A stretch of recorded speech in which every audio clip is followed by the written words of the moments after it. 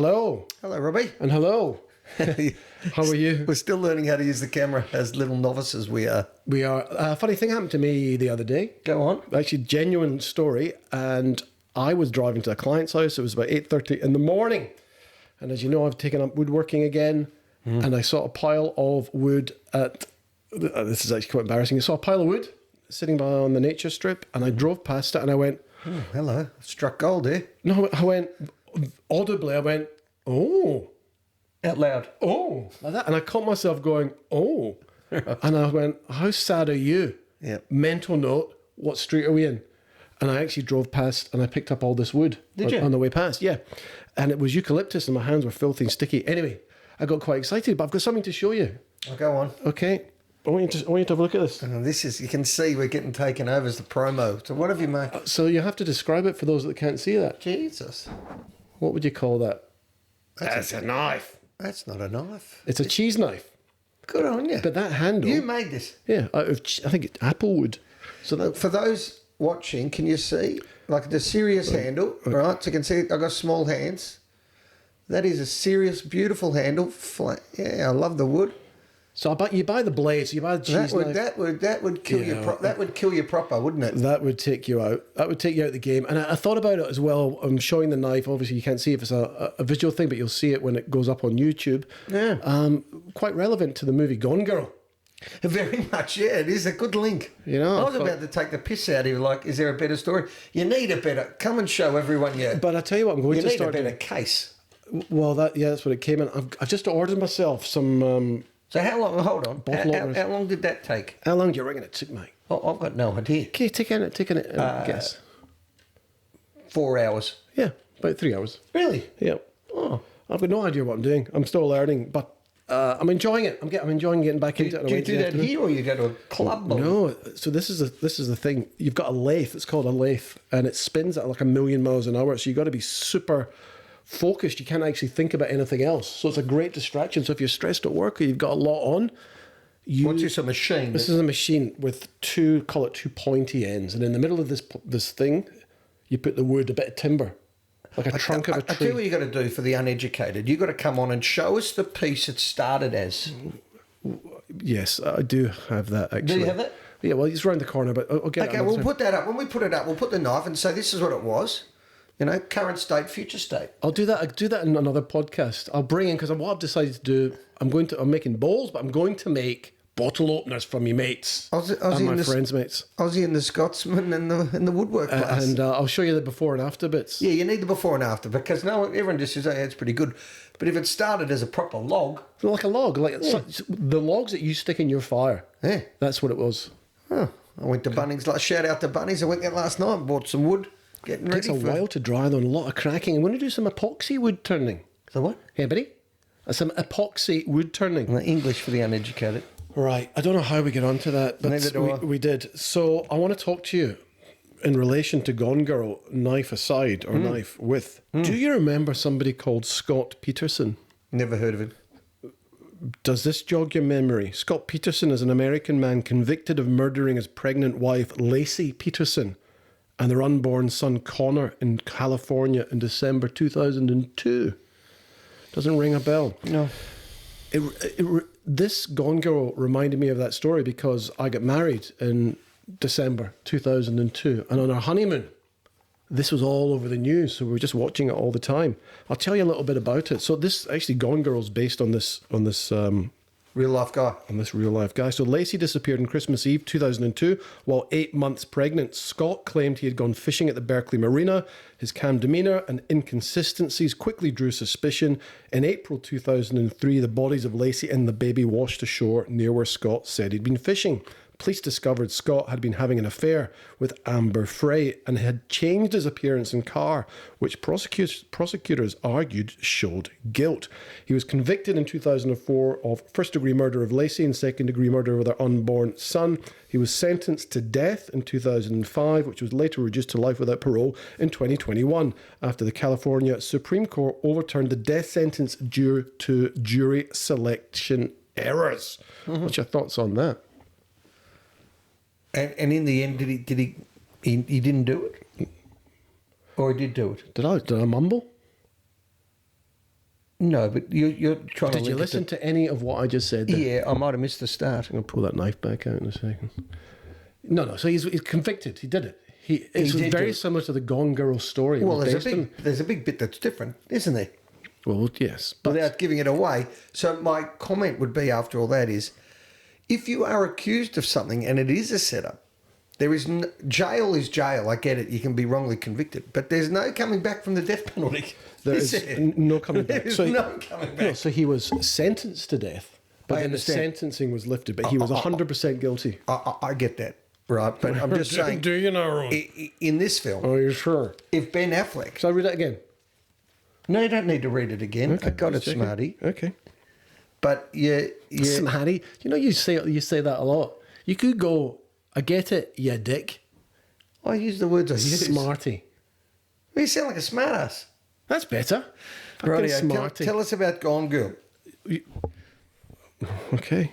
The film, not your story that 4 people have heard of.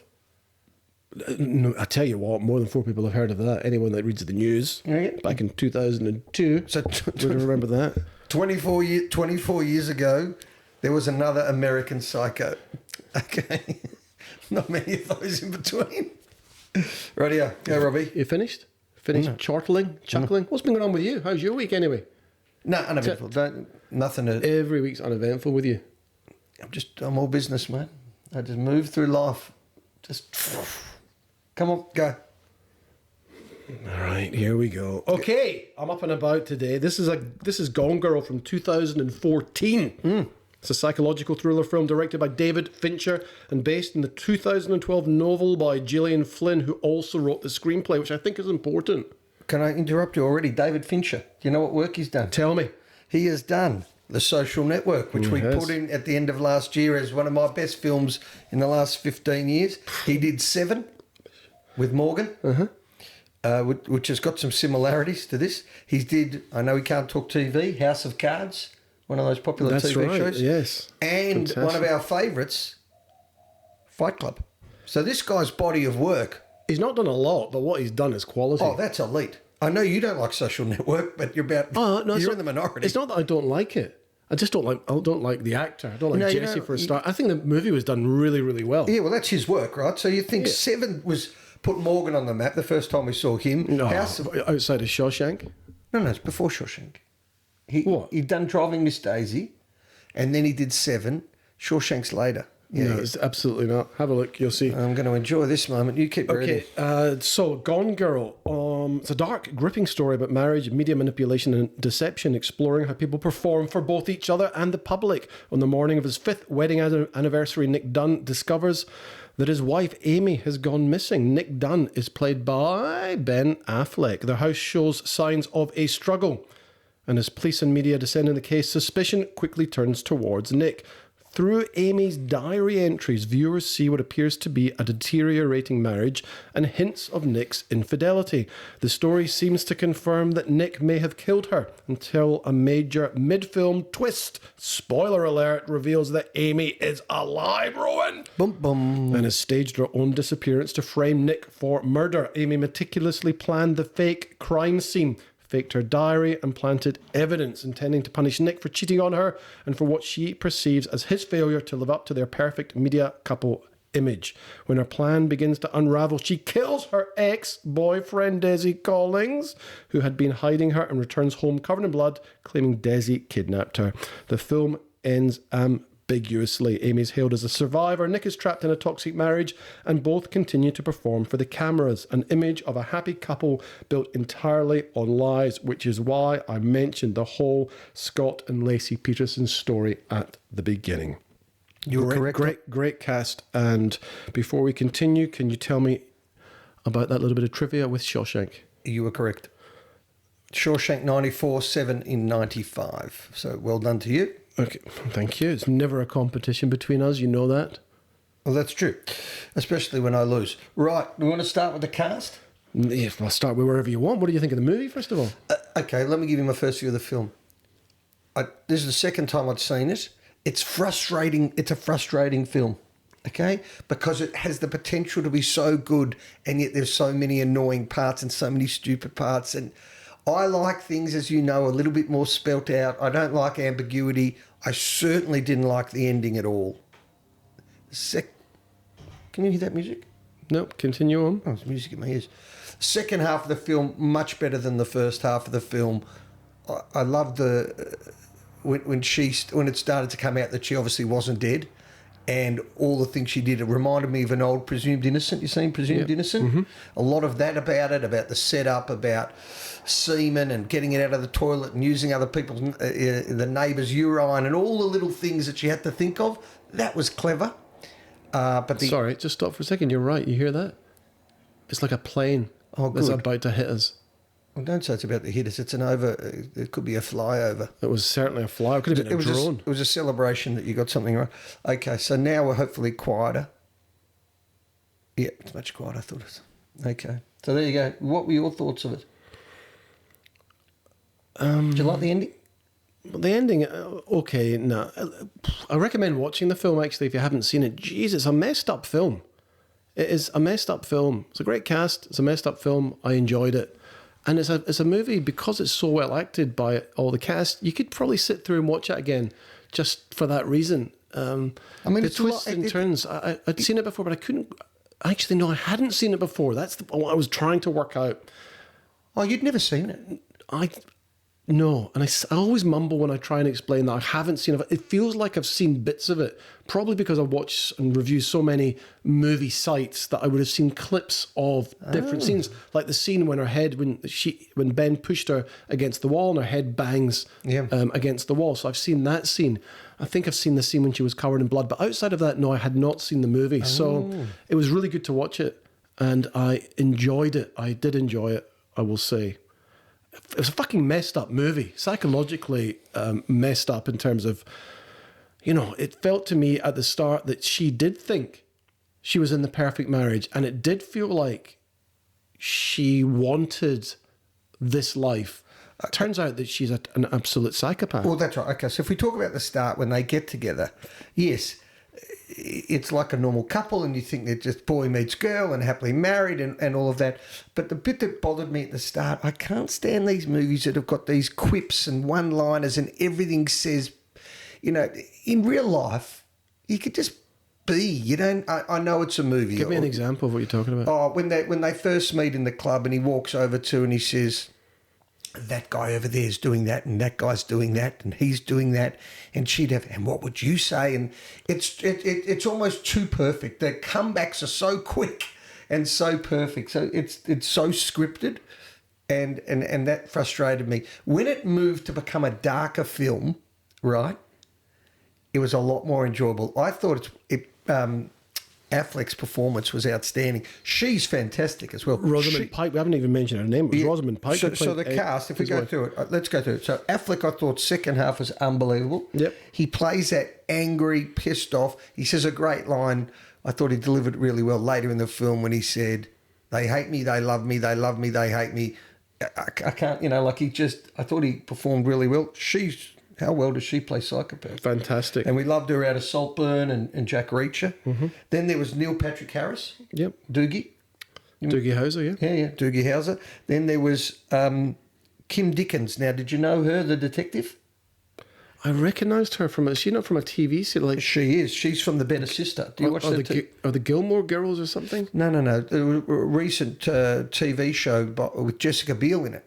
And she's the identical character. She's the policewoman. She's that tough policewoman. She's looking for justice. She plays the identical character. And then there was the girlfriend, was Emily Ratajkowski. Yes. Yeah. Schmoker. Yeah, she's gorgeous. Was Victoria's Secret, or she's a model? She's been in Honduras, and I don't look. No disrespect to Emily, I don't think she's there for her acting, right? I mean, she's gorgeous. She plays the supermodel really well. So yeah, great cast. Just going back, I just want to go back to one point about these contrived lines and the great one-liners. There was one terrible line that ruined the first half of the film. It's quite crass and crude. Did you hear it? I watched the movie, so I heard it, but you can tell us. Okay, when he's talking to the journalists and he says, she's got a world-class vagina. Mm-hmm. Who talks like that? it's like, oh, yeah, God. I mean, it's such a movie. It's shock value, Okay, right? I'm not that I'm disagreeing with you, but let's think about it this way. David Fincher, we know he's got a quality library of work. Okay, he writes well, he directs well. Okay, he's not going to put these lines in, I don't think, unless he's made a misstep here, unless there's a reason for it. So what do you think the reason might have been that he talked about her vagina in public? Oh, sorry, at the bar. No, it wasn't at the bar. It was in front of other journalists. It was supposed to show that they were in this deep love, that they were this ultimate romance. She had this great body they kept talking about. She was beautiful and educated and sophisticated. They could talk about anything. And Affleck was... Was it meant to show him as a bit gruffer, a bit rougher, and that he's lucky to have found her? Or not? Or is it meant to show him as a smart arse? Or was it just bad writing?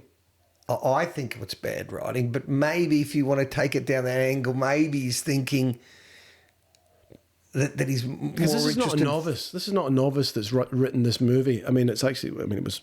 I don't know. I've just never heard anyone talk like that, especially out in public, about the woman you're supposed to love. And anyway, I mean, I don't. But because you haven't heard, it doesn't mean that people don't speak like that. I've been on the planet a while. I've never heard anyone sit around a group of 8 adults and say, my wife's got a world-class vagina. Sorry, people don't talk like that in real life. So why did it in the film, I can't work out. I've never heard anyone talk about... Donald Trump. He grabbed her by the pussy. Yeah, I think maybe. It goes on in locker rooms way more than you probably think. Yeah. I'm not saying our group or crowd that we talk like that. Maybe. And he's also meant to be an educated professor, so... who knows? Maybe you're right. Yeah, maybe you're right. I can pick one other thing that really bothered me, then we can get to the goods if you like. When he's in the police station, Ben Affleck, and the door opens and he looks, and conveniently his father is there getting arrested for something completely different. That was all just too convenient? Did you think that? Oh, Dad, what are you doing here? Oh, what are you doing here? I think... Do you know what I think, actually? On. And I'm sitting here wondering why I'm so bored and why I'm not up and about with this movie. Mm-hmm. You texted me and you said, let's pick a couple of movies. What about Gone Girl or Argo? Both with Ben Affleck. And ultimately we ended up with Gone Girl. I wasn't really into watching either of them particularly, but I just went, okay, fine, let's watch Gone Girl. And while I really enjoy this movie and would recommend watching it, there's just, I don't know if... Is there enough in there to get my teeth into to really... Oh, no. This is entertainment. This is not review worthy. Well, so why are we doing it? Why are we doing it? Well, there's a little bit to talk about in the second half. I mean, I can keep pulling it apart for... Pull that apart, because I think that's... I find that more interesting. I mean, yeah. I thought you were getting annoyed. I am getting a little bit annoyed. Not with you. Not with you. With more... Probably myself, that maybe I'm not prepared enough for this, or maybe... What about when they have sex in the library? And he tells it... Who's having sex in broad daylight? It's supposed to show in the library. It's awkward. Oh, I don't. Well, certainly I don't. Have you ever had sex there? Here we go. Now I'm up and about. Go on. Okay. Ask away. Where have you had sex outside of your house in public? Sorry, I'll rephrase that. Have you had sex in public before? In public? I don't think so. You don't think so, or no? Oh, no, probably close. Where's the weirdest place you've had sex? There's a plane again just to drown you out. I don't know. I'm not going to answer anyway. I don't know. Plain old vanilla. It's certainly not in the library. I can tell you that in a public shop. I don't know about you, but that's not... Not your thing? Not my thing, mate. Not most people's thing, I wouldn't have thought. Do you want to answer your own question? No, I'm not going to answer my own question. I'm going to plead the fifth on that one as well. But I'll say that Don't say I'm vanilla, mate. I'm dynamite. The flash. Hang on, we can actually now, with the power of technology, call your wife. Here's my phone. I wouldn't be doing that, mate. What do you mean? You just called yourself dynamite. Oh, that's right, fair enough. I'll get my phone in a sec. I'll report back. No problems. I did like the way they did the flashbacks. He's so shy. Well, I want to talk about Well, tell me what you thought of the film, Robbie, or something about the film. What did I think of the film? The film is good. It was intriguing. I thought her manipulation was great. The way that she planned it all, I enjoyed. I enjoyed the film. I enjoyed the cast. I enjoyed the way it was acted. I enjoyed Neil Patrick Harris. I thought the sex scenes were meant to be particularly explicit and were rehearsed over and over and over again. So, you know, the blowjob scene, the sex scenes that you talked about, they're all meant to have an integral, you know, make it an integral part of this movie to show. I mean, that blowjob scene with Neil Patrick Harris and her was to show how manipulative she was. I mean, she was now in trouble. She'd been robbed. She'd lost the money she'd taken. Oh, wasn't that a good scene? She then went to Neil Patrick Harris, who... So it turns out that she's ultimately just, what would we call it, psychologically manipulated various people throughout her life. Early boyfriends, of which Neil Patrick Harris was one. There was another early boyfriend that said that she had accused him of raping her and ruined his life. And now it's Ben Affleck's turn. And with Neil Patrick Harris, she actually just wanted him for his money and then ended up killing him because she got the idea if she can kill him, she can then get back to Ben and live that life and not let him get away with it. And what I liked was when she does appear back to Ben and all the cameras are there, she runs up to him covered in blood, hugs her, and he hugs her back in front of the cameras and goes, "Is it you fucking bitch or you manipulative bitch or something like that?" He whispers in her ear, yeah. Whispers in her ear. I like that. I like that scene. Okay. That was one of my other poor ones. You don't think it's a bit stupid? She's now driving along with the BMW covered in blood and just appears and walks. Wouldn't you ring, I've been found, or go, if you were genuine, right?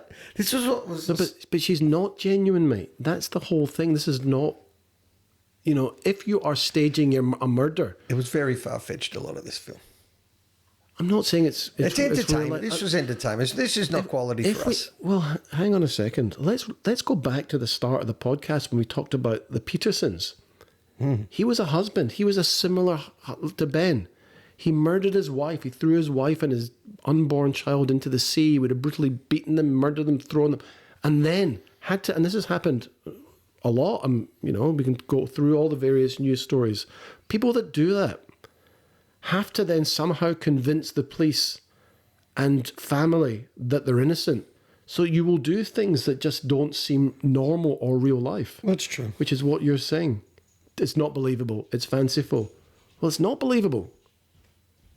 You know, if you accidentally killed somebody, let's say an intruder comes into the house, right, and you accidentally kill them, or they kill somebody and you kill... Whatever it is, if it's true, you'd be able to recount and recall that story in explicit detail, and it would sound believable. But when you murder somebody or you're trying to lie, you can't, unless you're a total psychopath, you can't actually, I don't think, get away with it. This tells, the signs. Well, that's true. I thought the film went from a whodunit in the first half an hour to this psychopathic lady. The best bit of the whole film, in my opinion, was her telling how she did it. You know, meet the local idiot, meet the local... You know, when she gives this monologue of meet the local neighbour who's a bit of an idiot, befriend her, do that, plant that, do... That was interesting and to apparently, watch. And she turned, I think, because she saw Ben having an affair with Emily.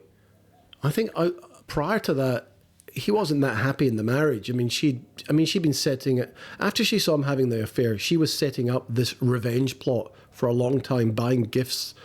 setting things up, taking blood from herself, pouring it in the ground, doing all this stuff to set it up. But for the first several years of their marriage, they must have been getting on well. You know, they say the first 2 years they were good. Is that what it was, the first 2 years, and then it went to shit? 2 years. I don't know why it went to shit, though. That's what I can't understand. Well, they lost their job.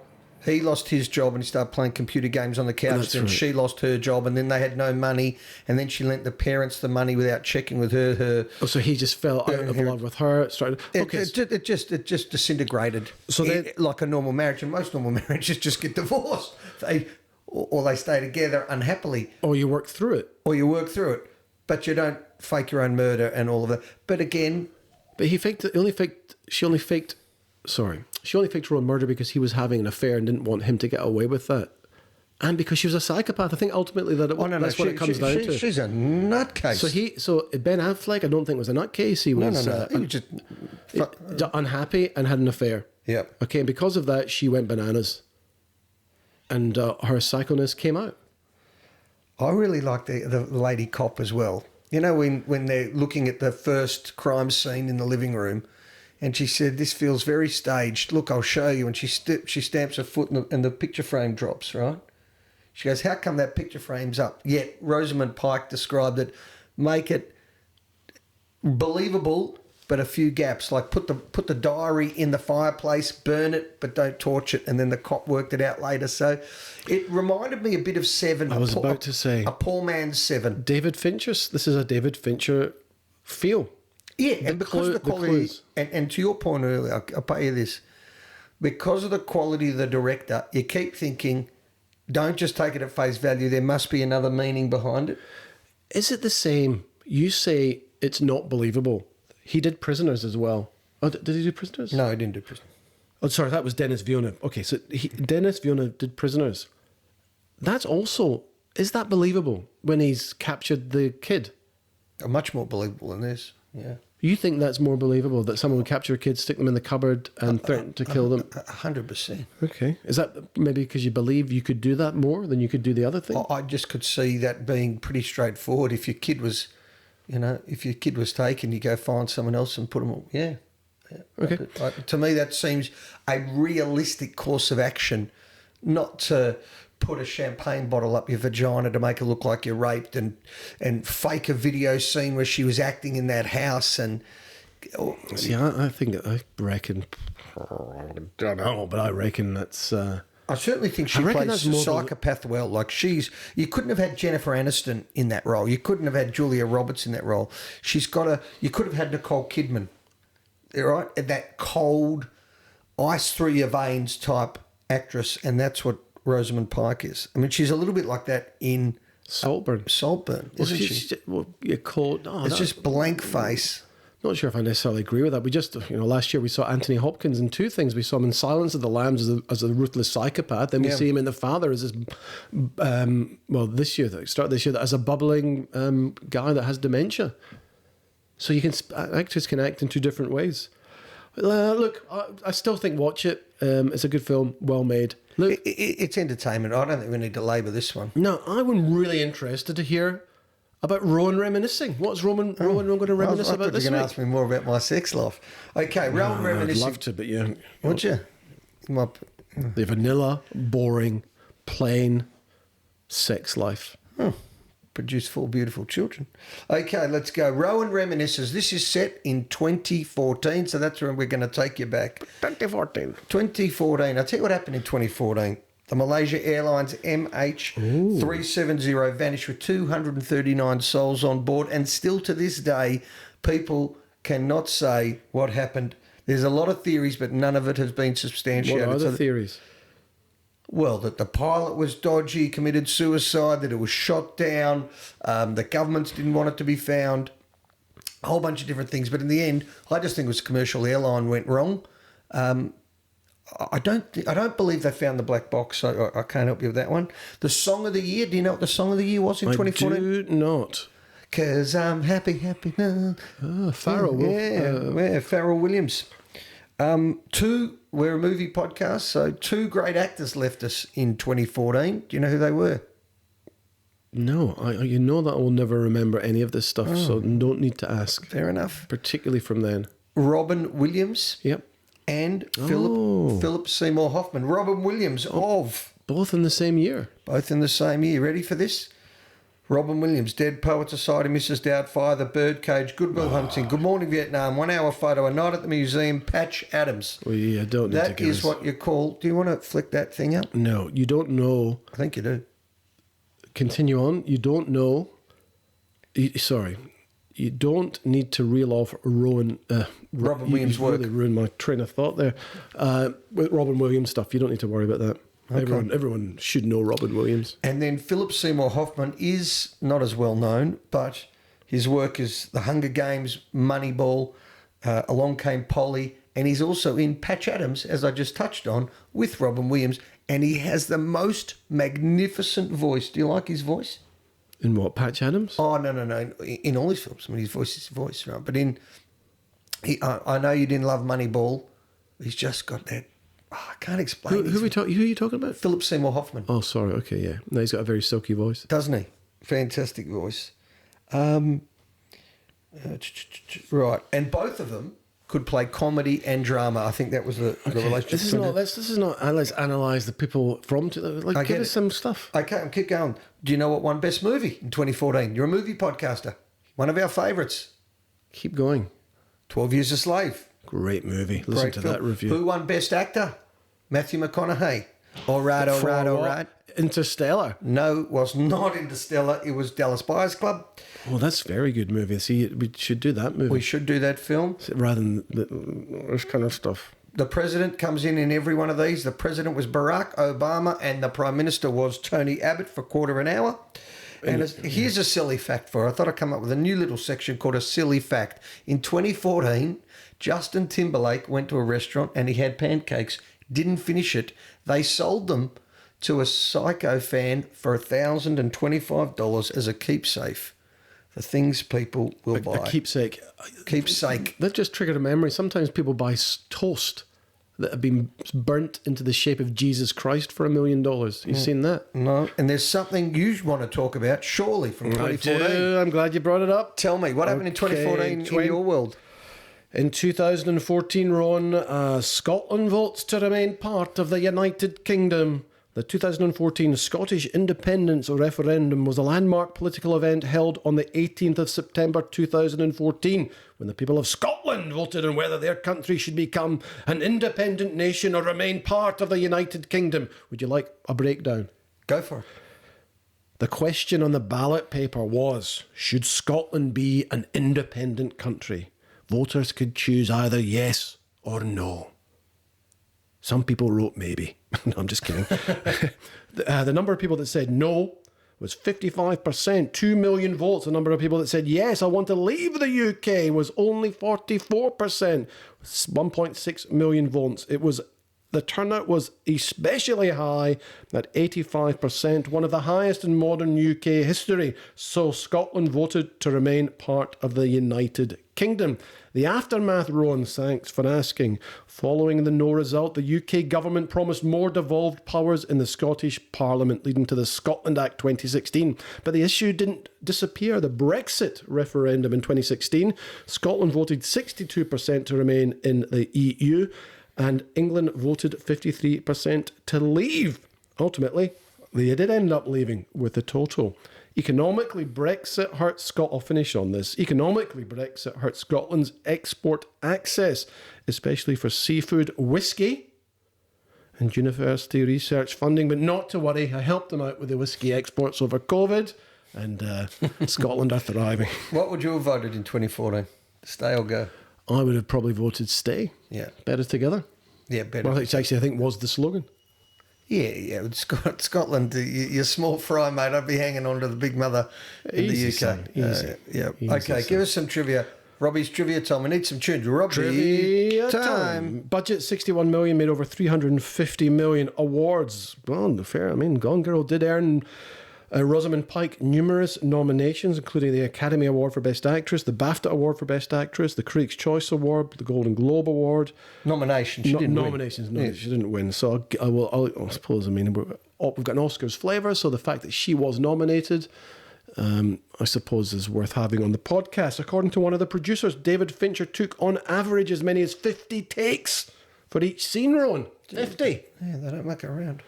Which ultimately ended up shooting an incredible 500 hours of material over the 100-day shoot, an average of 5 hours per day. David Fincher explained that one of the reasons he cast 35-year-old Rosamund Pike as Amy was that she was of unclear age in her appearance and could pass for an older or younger woman. Rosamund Pike claimed that as per David Fincher's request, she and Neil Patrick Harris spent 2 hours on set completely alone, rehearsing their sex scene. Well, you mentioned Nicole Kidman before, actually, and for a performance, Rosamund Pike drew inspiration from Nicole Kidman's performance in To Die For and Sharon Stone's in Basic Instinct. She also studied Carolyn Bessette Kennedy, wife of John F. Kennedy Jr., for her body language and aloof mood. Originally, Nick was supposed to wear a Yankees cap in one scene, but Ben Affleck, a die-hard Red Sox fan, refused to wear it, Rowan. Ultimately, he and David Fincher compromised, and he wears a Met cap. And finally, David Fincher cast Emily Ratajkowski. How do you pronounce it? Oh, I say Emily Ratajkowski. And we'll go with that on recommendation by Ben Affleck. I bet she really did. Fincher. What's that? She's absolutely gorgeous. Who would you like to pick? I'll have a supermodel as my girlfriend. Fincher admitted that he had no idea who she was until Affleck told him to watch for her appearance in the infamous Robin Thicke's Blurred Lines music video where she is fully naked. Fincher was impressed by her work ethic during filming because, according to her, I was ready to be a student and he is the best teacher. He wants to do 100 takes and I want to do them for him. Apparently, that was a note from Ben Affleck to David Fincher.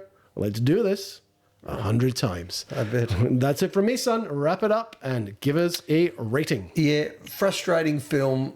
It's entertainment. You watch it to the end because of the cast. I think what you said about Rosamund Pike and Nicole Kidman, they're interchangeable. Can't read their age, can't read their body language. They're a million miles from Sharon Stone in terms of appeal.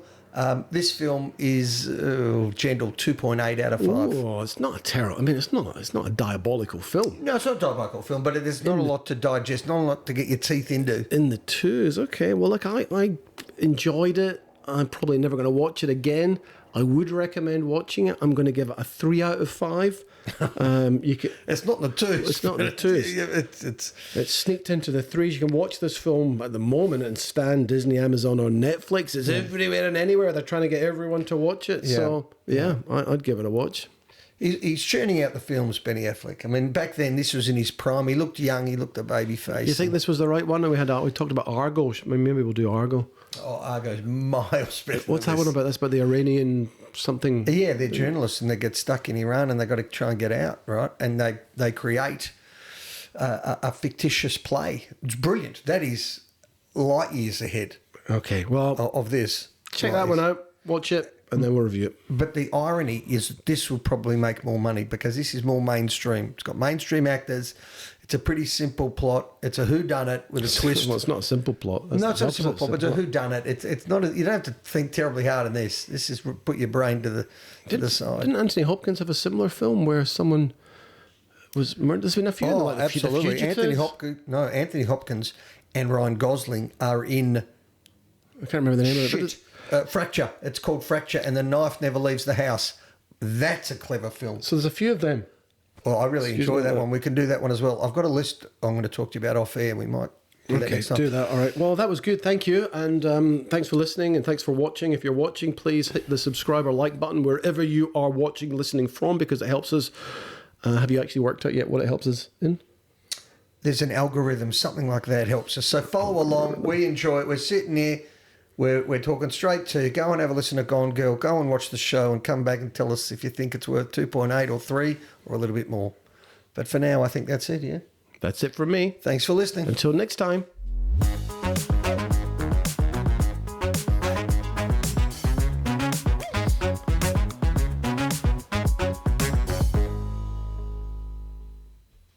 You didn't like the sex talk, did you? No, I don't like being confident. That's bothering me. Okay, so what's happened here for our viewers that are watching all these little bit extras? We're actually recording this. We've got my phone up there, which is in front of us, and we're looking at my phone, like my laptop down here. And on the phone, I had a reminder that popped up, and it says, "What are the 2 monthly plants?" Which is the two monthly plants, which every couple of months I've got to order these plants. There's no tea. There's no tea, and nobody can see it. So it interrupts my train of thought to go, can we get rid of that? Of which nobody can see it. It bothers me. I know, but we can't stop a podcast for this kind Fair of enough. thing. You can't even write plans. It says plans. So you didn't like the sex talk? But now that no one's listening or watching, can you tell? I'm talking about my sex life in front of our 9 listeners. Look, I think that's fair enough. I wouldn't have expected you to. But where is the strangest place you've had sex? Oh, we're still rolling. Your couch? Smarty. Yeah, no, not even had it on the couch. Bullshit. I'm not going to talk to you Have about you not had sex in your couch before? What? Have you never had sex in your couch? If you had course I sex have. anywhere in your house outside of your bedroom, Don't you worry about me, man. tell me the places. No, Have you had sex in every room? not in every room. Whose room have you not had sex in? I remember.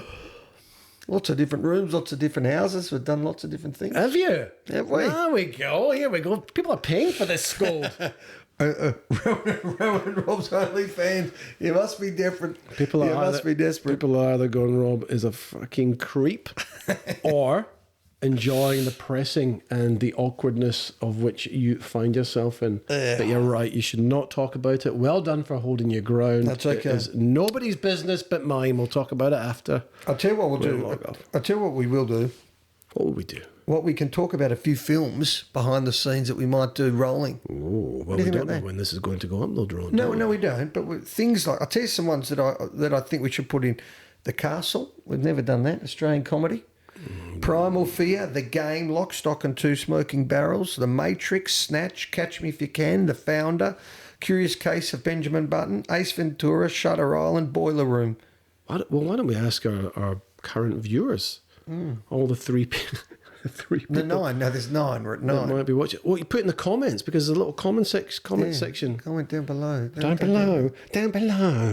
That tell us what movies you want to watch because he'll read it. I mean, he can't stay off these things. So you just say anything. Rowan will reply. Rowan's replies. There's a new segment. Rowan's replies. We'll keep going with that. Rowan's right of reply. There you get Rowan's right of reply. So if you want to watch movies, stick it in the comments, and we will endeavour to get there. We might even do once a month, once every couple of months, a little Q&A. Yeah, We'll suggest a movie, and then we'll do. I'll tell you, I'm the ideas man here. You are the amount of ideas. I stuff I bring execute, to and this- you're the ideas, The man. amount of stuff I bring to this podcast. Right.